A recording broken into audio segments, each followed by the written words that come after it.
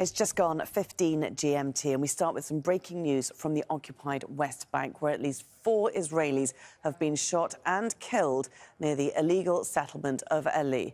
The Israeli army says the suspects opened fire on a restaurant and then a petrol station before engaging them in a gun battle.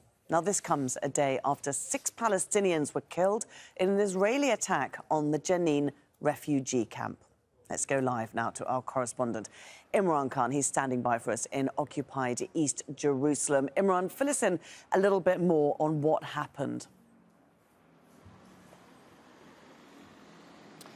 Well, what I can tell you is that the Israeli ambulance service is confirming that those 4 people have now actually died. They died on the spot near that illegal settlement of Eli in the occupied West Bank. The Israeli army have released their initial investigation, saying that the Palestinian who carried out the terror attack, that's their words, not mine, at a gas station near the settlement of Eli, arrived by car and first targeted a restaurant. Now, he opened fire at that restaurant and then targeted the gas station. At one point, an armed civilian shot dead one of the Palestinian attackers, while the second attacker actually stole a running vehicle and fled the area. The Israeli military have added that the Israeli soldiers have now thrown up a manhunt. They put up roadblocks and checkpoints to try and apprehend that suspect.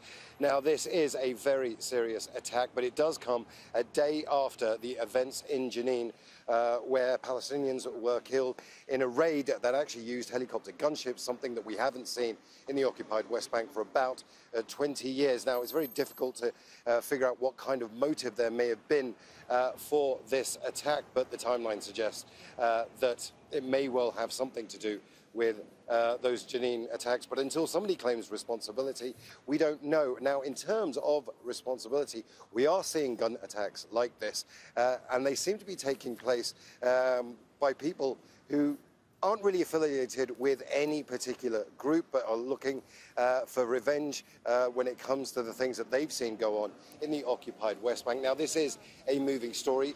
Far-right Minister Bezalel Smotrich and the other far-right minister, who's very controversial, Magen David Adom, who's the security minister, are on the way to that West Bank settlement, so we're going to be hearing from them shortly.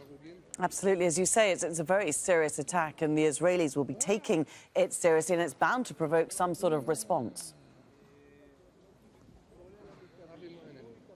Well, Prime Minister Benjamin Netanyahu has actually convened a meeting, a consultation, to figure out what steps they take next. He'll be taking advice from security officials, from security advisors, plus the police and the army. Now, remember, the occupied West Bank comes under Israeli military control. It's not subject to any kind of civilian control. So the army have a lot of leeway when it comes to mounting operations.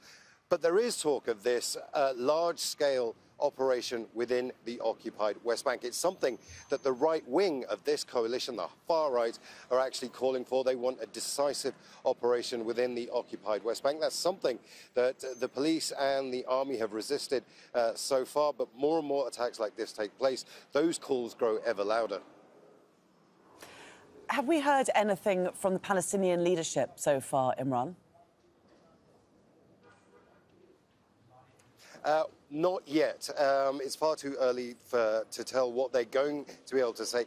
We do know that in the past they've remained fairly silent when it comes to attacks like this.